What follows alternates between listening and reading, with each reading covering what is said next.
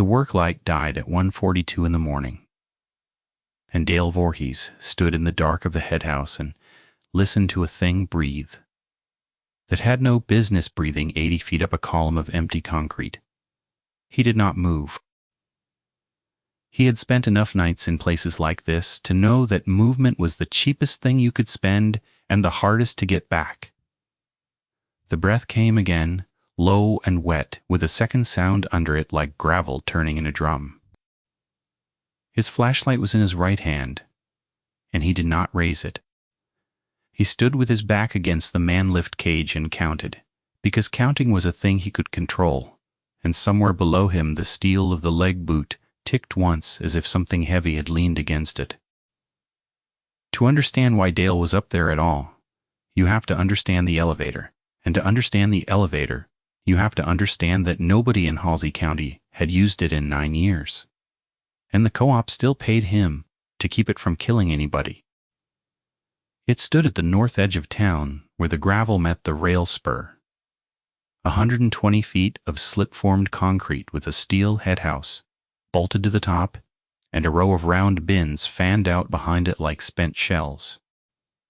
The grain company that built it had gone under in a bad winter, and the co-op had bought the ground for the rail access and never torn the thing down, because tearing down concrete that tall costs more than letting it stand.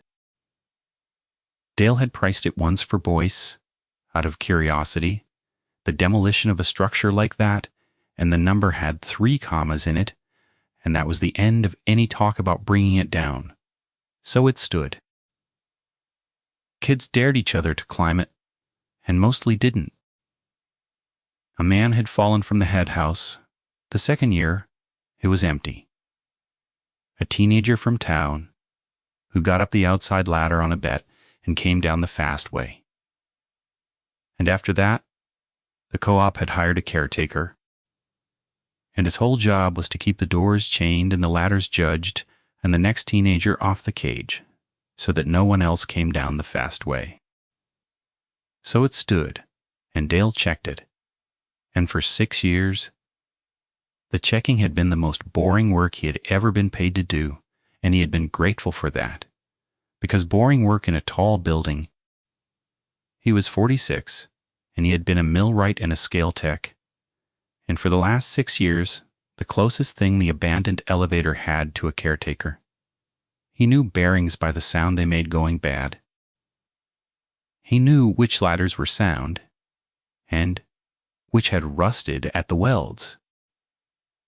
He carried a clipboard and a moisture meter he didn't need anymore, and a flashlight with a fresh set of batteries he changed on the 1st of every month, whether they needed it or not. His visits ran the same order every time because order was the point of them. Man door first. Wait for the birds. Then the boot pit. Then the leg. Then the floors going up. Each one logged with a check mark and the date in his small square hand. He carried the same green steel toolbox he'd carried since the mill closed, and inside it the tools sat in the same places they had sat for 20 years. The channel locks, and the ratchet, and the roll of safety wire, and a stub of carpenter pencil worn to 2 inches. His wife said he changed batteries like other men went to church. He told her it was the same thing more or less and meant it. Pattern kept you upright. Pattern kept the things that could be checked from becoming the things that surprised you. A man who logged the fray in a cable on the day it appeared was a man who would never be standing under that cable on the day it let go.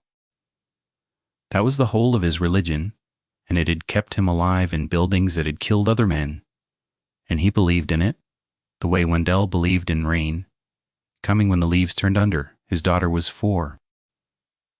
Her name was Ruthie, and she slept in the back bedroom of the house on Sumac Street, with a nightlight shaped like a paper moon, and the distance between that house and the elevator was 11 minutes by truck on the gravel, and Dale knew that number the way he knew his own pulse. He had measured it once with the odometer and once with the clock, and they agreed 11 minutes. He thought about that number more in the weeks that followed than he had ever thought about any number in his life. The first thing that was wrong was the birds. He noticed it on a Tuesday in late October when the corn was down and the wind came hard off the stubble fields and carried the smell of dust and diesel and the cold underneath both. Pigeons lived in the elevator. They had always lived in the elevator. A decommissioned grain structure is the best apartment a pigeon will ever find, and for 9 years they had streaked the head house with white and roosted in the dust collector and erupted out of the cupola in a gray clatter every time Dale opened the man door at the base. He counted on it. The first thing he did every visit was open that door and wait for the birds to spook, because a structure with live birds in it was a structure that hadn't changed, and a structure that hadn't changed was a structure that hadn't fallen on anybody. That Tuesday, he opened the door and nothing moved. The silence bothered him before anything else did. He stood in the doorway with the wind at his back and looked up the long throat of the workhouse into the dark, and there were no birds. Not startled birds. Not roosting birds, no birds. The floor of the boot pit was clean of fresh droppings. He told himself the cold had moved them on. He told himself a hawk had set up shop in the cupola and cleared the place out. He told himself 3 or 4 reasonable things standing in that doorway, and every one of them was the kind of thing a man says to himself to keep his feet moving, and his feet did move. Across the boot pit and to the base of the ladder, and the whole time some older part of him was reading the quiet like a track in mud. He climbed that day and found nothing he could write down. The bins were sound. The head house was sound. The man lift cable had the same fray at the same spot he'd been watching for 2 years. He came down and locked the man door and drove the 11 minutes home and ate pot roast with Ruthie and his wife Carol, and didn't mention the birds because there was nothing to mention. A man does not come home and announce that the pigeons were quiet. He lay awake that night longer than he should have, and when he finally slept, he dreamed of the long concrete throat of the workhouse going up into a dark that did not end at the head house roof, but kept going. The second thing was the smell. He came back on Friday because Friday was his day, and found it the moment he opened the man door. It rolled out of the dark at him thick and low, a rendering plant smell, a smell like a deer, 3 days dead in August, but there was no deer, and it was not August. It was 38 degrees and falling. Smells don't behave like that in the cold. They go sluggish. They hang close to whatever's making them. This one came out to meet him at the door like it had been waiting on the other side of the wood.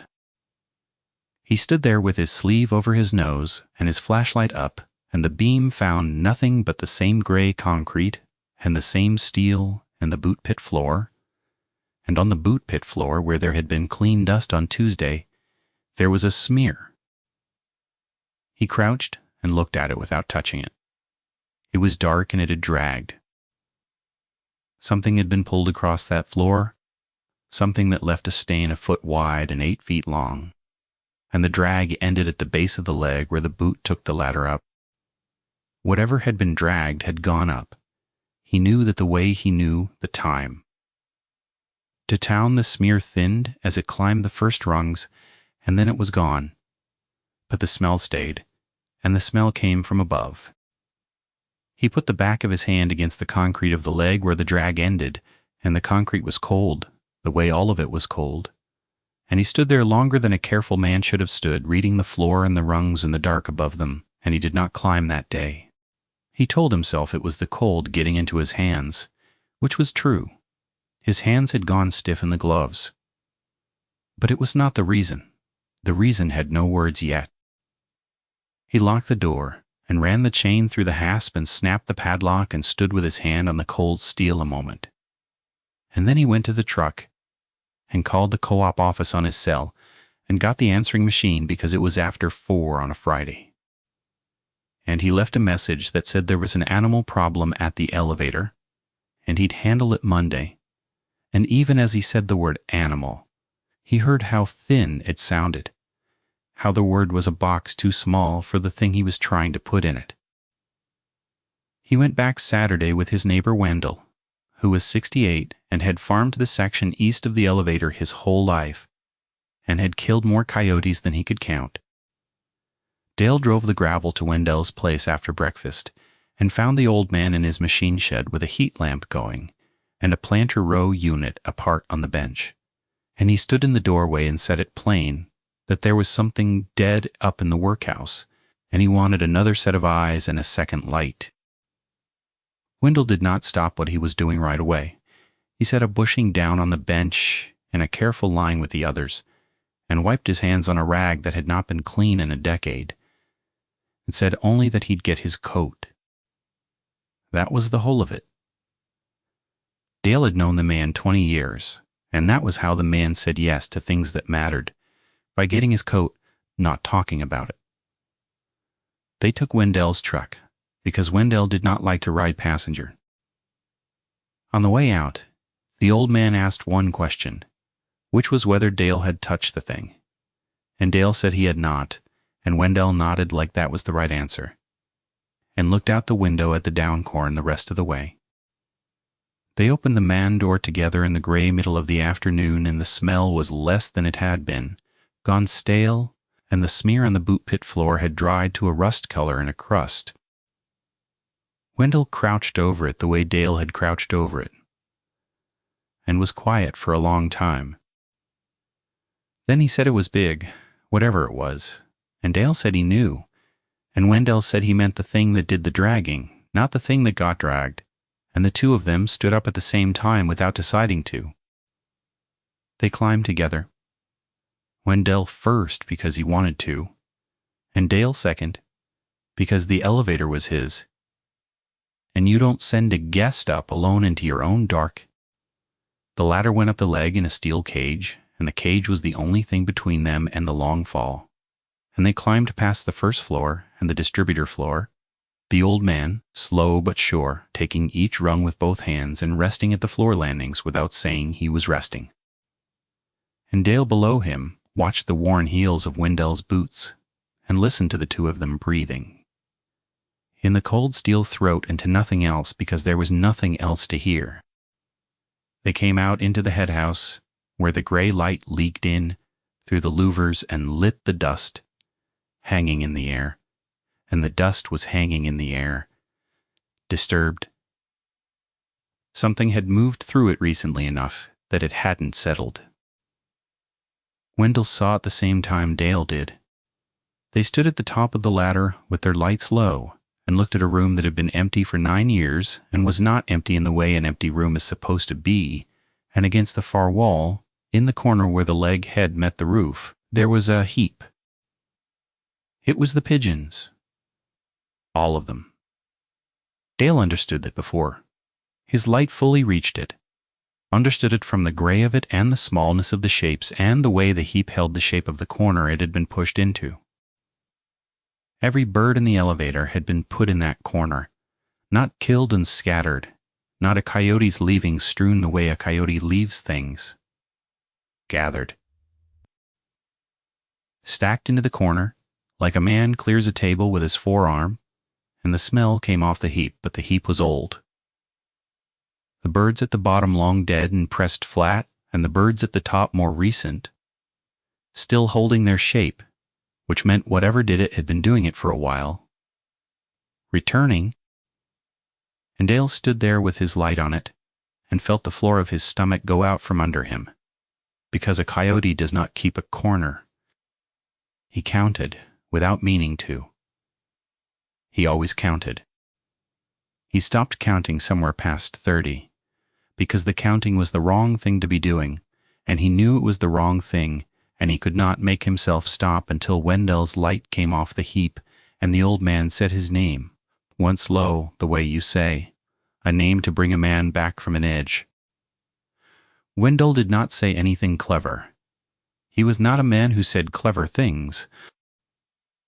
He looked at the heap a long while, and then he played his light slow around the rest of the head house, along the louvers, up into the cupola access, down the dark chute of the man-lift trunk. And he said they should go down now. Not scared? The way he said it? Flat. The way a man says a thing he has decided and does not intend to discuss. They went down. They did not talk on the ladder.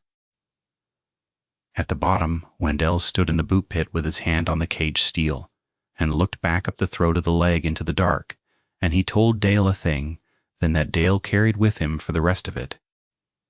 He said he'd hunted that whole county 60 years, and there was nothing in it that gathered. Coyotes scattered, cats buried, coons stashed. Nothing in Nebraska gathered its kills into a corner and came back to look at them. Dale called the sheriff's office Monday, and a deputy came out, a young one named Pruitt, who could not have been 30.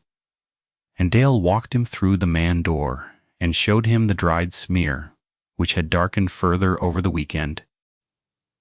Pruitt did not want to go up. Dale saw that and did not blame him.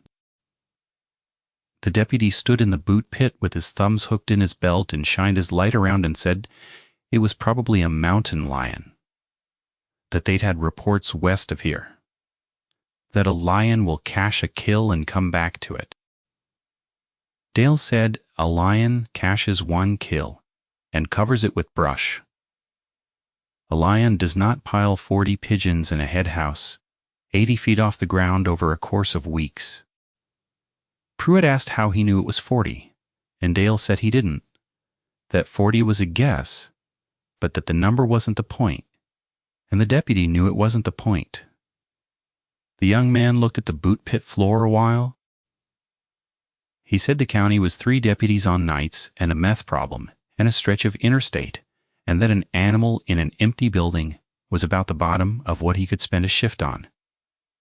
He said it not unkindly. He wrote something on his pad and said he'd note it, and that Dale should call if he saw the animal itself. Then the deputy left, and the leaving was the thing Dale remembered. The cruiser turning around in the gravel and pulling back toward town and getting smaller. The taillights, 2 red points dropping over the rise, because that was the moment Dale understood that whatever happened at the elevator was going to happen to him alone. He started going at night. He could not have told Carol why, and he did not try. He told her the co-op wanted extra checks because of vandalism, which was a lie. And he watched her decide whether to believe it, and she let it stand, because a marriage runs on the lies you agree not to examine. He went at night because the smear was fresh in the mornings and old by the afternoon, which meant the thing moved in the dark, and he was a man who needed to see a thing before he could believe what it was. And some harder part of him needed to know how close it came to the road that ran to town, to the paper moon nightlight and the small breathing in the back bedroom. The first night he sat in his truck at the base of the elevator with the engine off and the windows cracked and a thermos of coffee going cold in the cup holder, and he watched the man door which he had left chained, and nothing came. He had brought the thermos and a sleeve of crackers and a folded horse blanket for his knees, and he sat the way he had sat in deer blinds, patient, still, his breath fogging the inside of the glass until he wiped it with the back of his glove. The second night. The same. He moved the truck to a different angle on the second night, so the headlights, if he needed them, would throw across the door instead of straight at it. And he sat until 2 and drove home and slept 2 hours and went to work with the moisture meter and the clipboard and pretended at the co-op office that he had slept. He learned the sounds of the place in the dark, the way the headhouse steel popped as the cold tightened it, a flat ringing knock that traveled down the concrete and came out the man door, like the building clearing its throat, the way the wind found the louvers and made the whole 120 feet of it moan low like a struck pipe. He learned that there were no coyotes anymore. He had heard coyotes off the stubble every night of his life out here, the yip and the answer, and the long unraveling chorus that used to spook Carol when they first moved out, and now there were none.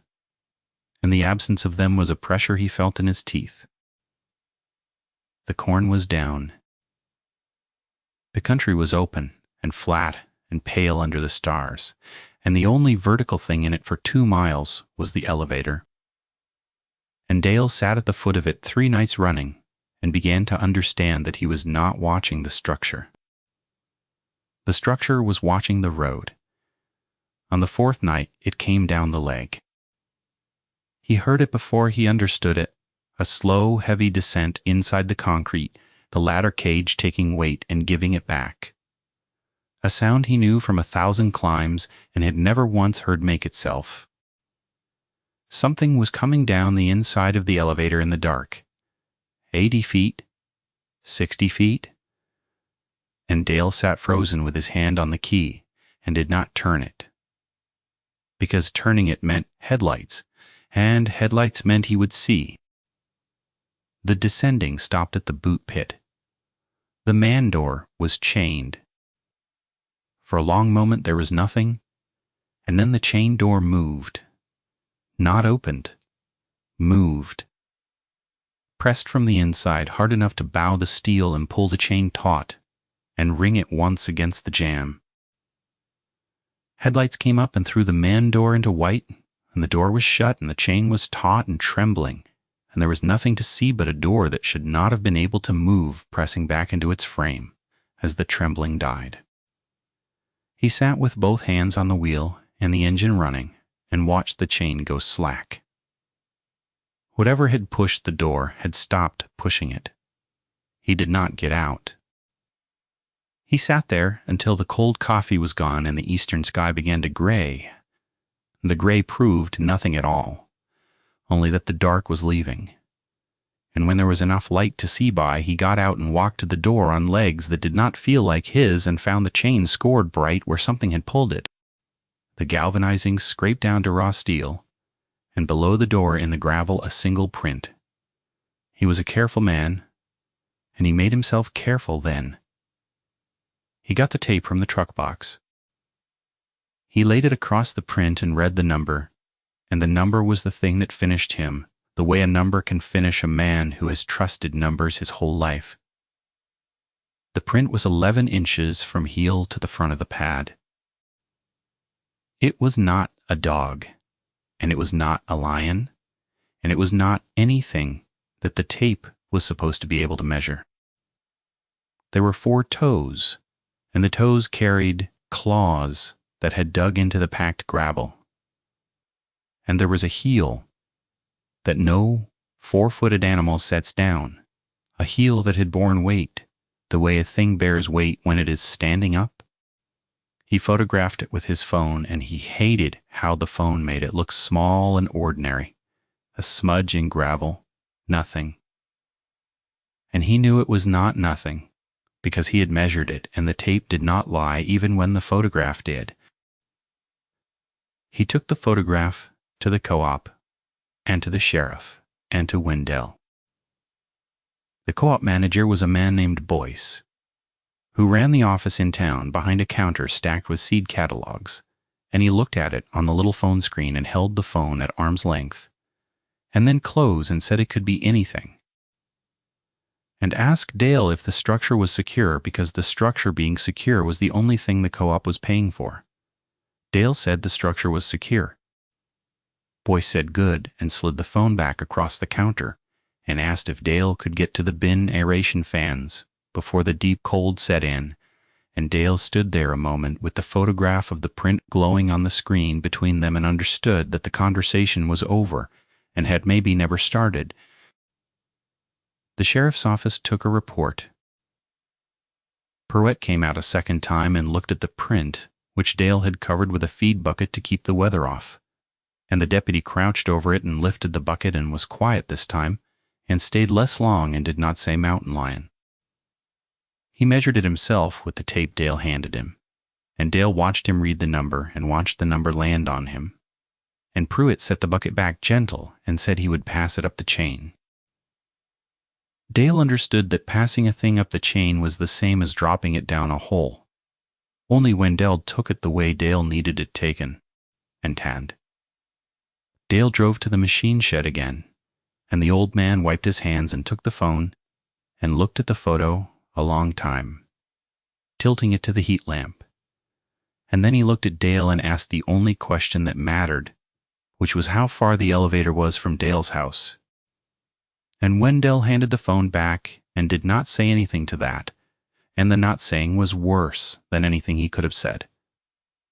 The nights got worse after the print. The thing knew the truck now. Dale understood that the way he understood everything, by pattern, because the descents inside the legs stopped happening when he was parked at the base and started happening when he wasn't, as if the thing had learned the shape of his watching and adjusted to it. He found drag smears on mornings he had not watched. He found the chain scored on mornings after nights he had stayed home. And one morning he found, pressed into the frost on the hood of his own truck, where it sat in his own driveway, 11 minutes from the elevator, a smear of the same dark grease, and 4 lines dragged through the frost where something had set a hand. He had gone out at 6 to warm the truck before work the way he did every cold morning, coffee in one hand and his keys in the other, and he had stopped on the back step and not gone any further for a long moment. Frost lay even and white across the whole hood except where the 4 lines were 4 parallel furrows wider apart than a man's fingers, and at the wrist end of them the grease, and the grease carried the same low-rendered smell that had rolled out of the man door, the elevator's smell on his own truck in his own yard. He set the coffee down on the step very carefully so as not to spill it, which was a strange thing to be careful about, and he was careful about it anyway. The something had been in his driveway, and Carol had been asleep, and Ruthie had been asleep, and the paper moon had been glowing in the back bedroom, and Dale stood in his own yard at 6 in the morning. He did not tell Carol. He told himself he did not tell her to protect her, and that was half true, and the other half was that he could not make the words come, could not stand in his kitchen and say the thing in the elevator came to the house. He took Ruthie to her grandmother's in Kearney that weekend, told Carol it was so the 2 of them could have a night, and Carol looked at him the way she had looked at him over the vandalism lie and let it stand again. She packed the girl's bag with the small folded clothes and the stuffed rabbit with one ear chewed soft, and she stood in the driveway with Ruthie on her hip while Dale got the car seat buckled, and she said, careful, that he looked like a man who hadn't slept since October and asked if it was the elevator, if Boyce was working him too hard. Dale said it was just the cold. Making the rounds longer, he felt the lie land between them in the cold air, and they both heard it land, and neither of them picked it up. He drove Ruthie the 40 minutes to Kearney with the girl singing to herself in the back, and he carried her bag up to her grandmother's door and kissed the top of her head where her hair was fine and warm. And on the drive home alone with the empty car seat in the mirror, he felt the 11 minutes loosen its grip by exactly 1 notch. Because the small breathing was 40 minutes away now instead of 11, and he used that 1 notch of slack to go back to the elevator at night and finish it, because there was no one else. Because the chain went up the hole, and the cruiser got smaller in the gravel. And a man does not send a 68-year-old up a ladder into the dark. He took a deer rifle he had not fired in 3 seasons and a second flashlight and a length of rope, and he went to the elevator on a moonless night in the 2nd week of November, and he did the thing he had been afraid to do since the birds went quiet. He went up, he climbed the leg with the rifle slung and a flashlight in his teeth, and the cold steel of the cage ringing faintly with each rung. And he came out into the head house where the heap had been, and the heap was gone. That was the first wrong thing at the top. The corner was clean. Whatever had gathered the birds had cleared them the way it had pushed the door, the way it had set a hand on the frost, doing things in sequence, doing them with intent, and Dale stood in the head house with his light moving over the empty corner. The gathering had been practice. The pile in the corner had been the thing learning how the structure held what it put into it. The smell was new and it was above him. What there was a ladder from the headhouse floor up into the cupola, a short steel run to the little peaked room at the very top of the elevator, where the head pulley sat and the louvers let the wind through, and a smell came down that ladder, fresh, wet, and under the smell was the breathing, and under the breathing, the gravel in a drum sound, low and continuous, a layered sound, a bass rumble with a chattering vibration riding on top of it, like two throats working in one chest. Dale stood at the bottom of the cupola ladder and put his light up it. And the light found the underside of the cupola floor and the open hatch, and nothing else. And the breathing came down through the hatch. And that was when the work light he had clipped to the cage at the headhouse floor died at 1:42 in the morning and left him in the dark 80 feet up with the thing breathing above him. He did not raise his light. He counted, because counting was a thing he could control. He had his back against the manlift cage and the rifle across